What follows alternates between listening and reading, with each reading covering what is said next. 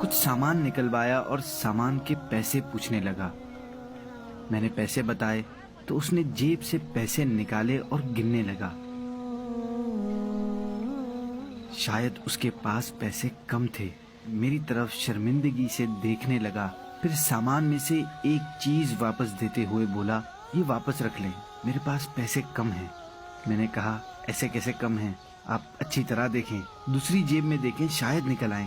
اس نے میری بات سن کر غیر یقینی کیفیت میں واپس جیب میں ہاتھ ڈالا تو ایک دم رک سا گیا۔ شاید جیب میں کچھ تھا۔ جب نکالا تو وہ 500 کا نوٹ تھا۔ فوراً مجھے دیا اور خوشی خوشی سامان لے کر چلا گیا۔ اصل میں ہوا کچھ یوں کہ اس کی جیب میں پیسے واقعی ختم ہو گئے تھے۔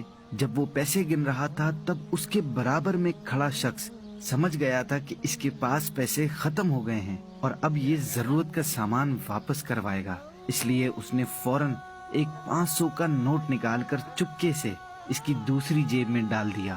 میں نے یہ منظر دیکھ لیا تھا، اس لیے میں نے اسے دوبارہ چیک کرنے کو کہا۔ اس کے جانے کے بعد میں اس تیسرے شخص کو دیکھ کر مسکرانے لگا کہ کس طرح اس نے ایک غریب کی مدد کر دی اور اس کی عزت بھی برقرار رکھی۔ یہی پوشیدہ صدقہ کہلاتا ہے۔